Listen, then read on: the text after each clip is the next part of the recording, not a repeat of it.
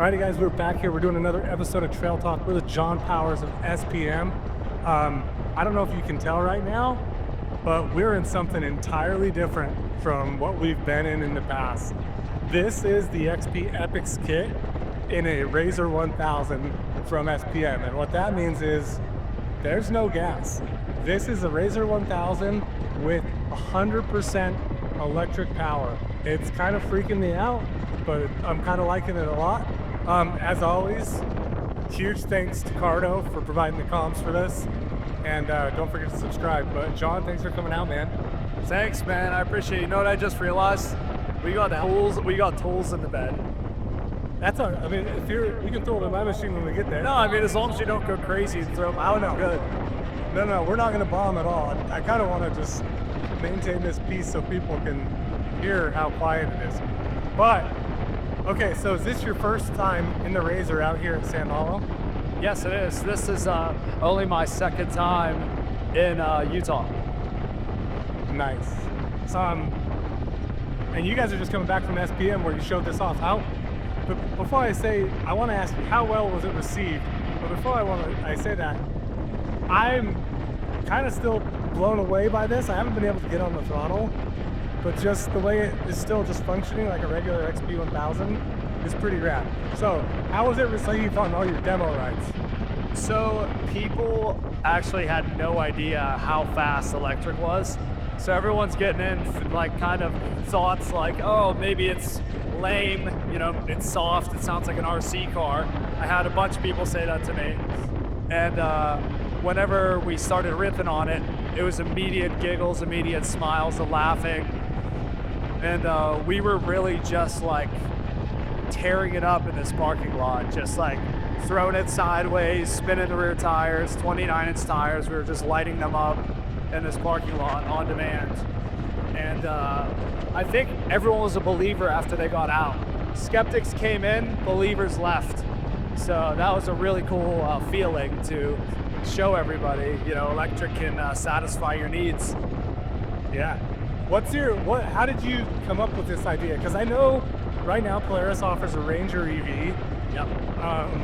But there is no like performance-oriented machines right now that are electric, as far as I'm aware. No, that's correct. So what we did here was we created a product called the EVK. It's an EV powertrain kit, and it's a drop-in, bolt-in kit for your RZR XP 1000. You can basically take your engine out, take your gas tank out, your wiring harness, everything. You don't need to maintain any of that. And you bolt our kit in. It's a direct bolt-in, and it turns it into a high-performance monster from the future. So how we decided to go about this was, I was working in the power sports industry. I finished my 4-year career as a GNCC UTV racer, and I went to work at Honda Power Sports. I was working on the Talon and the Pioneer. And then I realized I needed to get the front of the industry as an automotive engineer. So I went to Tesla, and I worked as a mechanical design engineer on the Cybertruck. How you like it? You get all the loving. Yeah. It's not down. The top fan thing you're about short is really wild. Sorry, it's just opened up a little bit and I didn't mean to cut you off on your story, but that was pretty fun.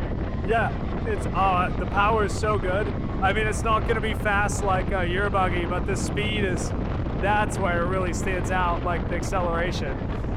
So yeah, I worked at Tesla, and after spending some years there on Cybertruck, I was kind of like, I wanted to do this company after GNCC racing, because after 4 years of racing the XP 1000, I was like, why is nobody making kind of like a turnkey, ultra-reliable UTV that you don't always need to maintain and swap all the parts and everything? So back in 2017, I wanted to start an ultra-reliable UTV company, but I didn't have the skills, I didn't have the knowledge, so naturally I went into industry. You know, that's whenever I went to Honda and Tesla. So after all those years in industry, wow, this is beautiful, dude. Yeah, this is unreal. So after my years in industry, oh, this is beautiful. And after, you know, working in Silicon Valley, learning about investors and fundraising, and seeing a lot of power sports startups getting a lot of traction and raising money, I just said to myself, you know what? I've been in the industry. I now have the experience. I know how to raise funds.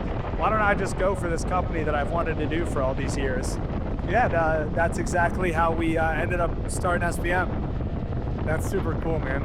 It's kind of a unique journey, but in my mind, I'm thinking that motorsports is kind of probably going to take that like old school approach of like, well, we don't want to do that electric thing. But in recent years, I've been hearing more and more. I just spent 5 weekends up elk hunting, and I heard no less than 3 times somebody saying like, oh man, I wish we had a buggy like yours to get where we need to go that's quiet. And well, lo and behold, I was like, you guys don't know what I'm about to test, do you? Because like, I'm about to go test that thing. It is a full-blown XP1000 just with an electric powertrain. Yeah, which is exactly what those guys were saying. I want to just comment on this before I forget about it. The power delivery has been so smooth. Like coming over bumps and stuff, I'm used to my car where you get a little bit of the blips of the throttles, things like that. But this has just been incredibly smooth from a power delivery standpoint.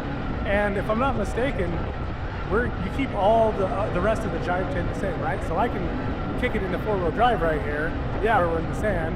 Yeah, if you want to do it, you can. You'll just feel it in the steering. So you notice a lot more now because you don't have the drone of the motor taking some of the vibrations out of the system.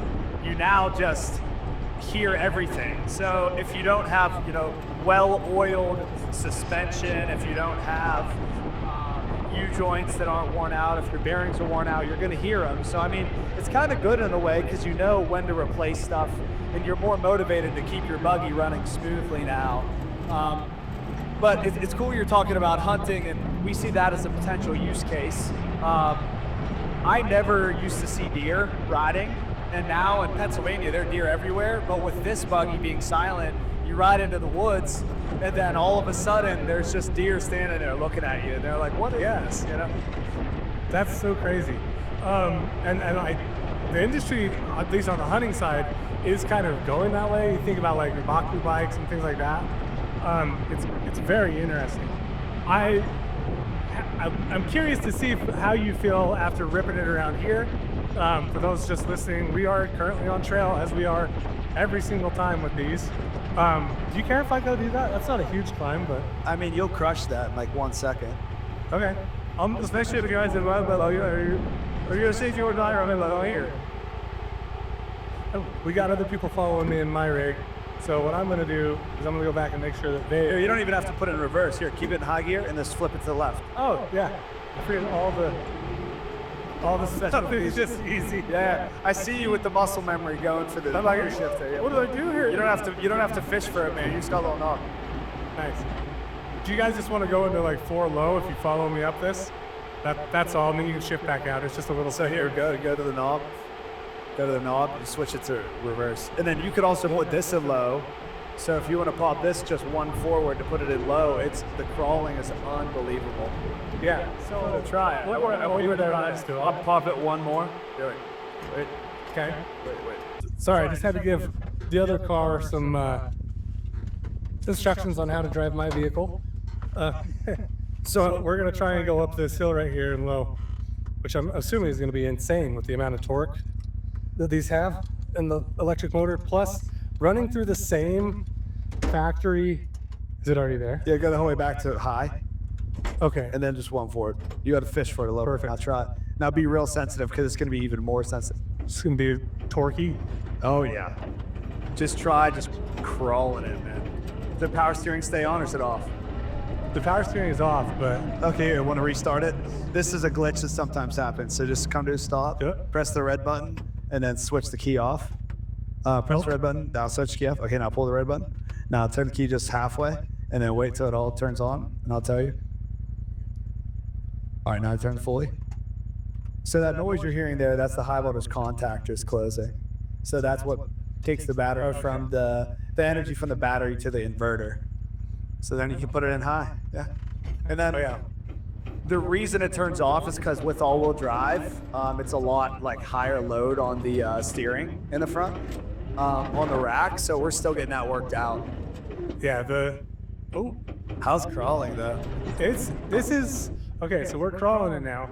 This is interesting because there is a little bit of like the Millennium Falcon feel to this, where you're like throttle, throttle, throttle, and then like right here, as soon as it unloads a little bit, it goes. But it's realistically, once you kind of adapt to it, it's very, very smooth, as everything else has been with this. That is something I would say it could be a little tricky, because you come up to a hard obstacle where you're really loaded up, and you have to give it that extra juice. As soon as it clears and unloads, this thing wants to go, go, go. Yep. So you got to be aware to back out of it almost immediately. See if they can make it up in my rig. There should be nothing for that, but we'll see. It's their first time driving it. This is an East Coast rig. This is made for the woods, man. Yeah, it's fun to have it out here. Yeah. So you guys went to Moab. Yep. How was that? Because that was the first time this thing was on sandstone, right? Yeah, that was fantastic. We did Hell's Revenge, and we did the whole thing in like 2 hours. We stopped, took a bunch of content videos, and we still had over half charge. So that was really good. Definitely like the use case of crawling with this thing, and that was my first time ever riding on that. So I loved it. What was, speaking of half charge, what does it take to recharge this thing?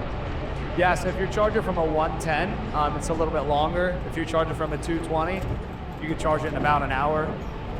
If you're charging from a 110, it can be like 6 hours. So 110's for overnight, and 220 is for like to finish the day, you know? Yeah, cool, man. Well, this has been interesting. We are running out of sunlight, unfortunately. That's just part of what it is. But thanks for coming out, man. We're gonna go rip this around, hopefully get some B-reel for this. And this is really cool. I'm excited to see you guys keep going with it. Dude, thanks. One thing I realized I didn't talk about like the product whatsoever. Can I just maybe have a minute to tell you? Yeah, go for it, dude. I like to talk about things as they come up, but go ahead. Yeah, so the reason we chose to do an EV powertrain kit and focus on the powertrain is because as a new startup, you kind of got to be lean. You can't make a vehicle from the ground up right off the bat. A lot of startups try to do that. They just burn millions of dollars for years. We would prefer to get to market with a product, kind of a more conservative approach, build that brand name and that trust for SPM, and focus on the core technology, which is the powertrain. So our strategy was to create a powertrain for any UTV with a continuously variable transmission, fully electric. That's exactly what we've created here. It's called the EVK. So it's an EV powertrain kit. That's where we get EVK. And it's a direct bolt-in, drop-in replacement for your combustion powertrain. You don't need to cut the frame. You don't need to weld anything. You just bolt it directly into the frame. The holes are already there, and it uses a synchronous belt. So we delete the CVT, and you have a lot smoother of a ride, a lot more instantaneous torque delivery, and you never have to change the belt. So you can look on our website, check us out, check the EVK. If you don't want to install it yourself, we'll also sell you a vehicle with it installed. So just reach out if you like electric. If it is UTV driver said, if you're electric curious, reach out to us, and we'll make you something. Electric curious is a good way to put this. I think that's a really good move. I think starting with a proven platform was definitely the way to go. You don't want to be fighting kinks and bugs in your new platform along with the new powertrain. And from my driving of it, it's been really rad. So you said people can go to your website. What's your website? What's your Instagram, YouTube, anything? Where do people need to go to find you? Yeah, most of it's the same. So website is www.spm.fun. Instagram is also spm.fun. YouTube, I believe, is just Superpowers Mobility, but you could also look up SPM. So come check us out. Cool. We'll catch you guys on the next one.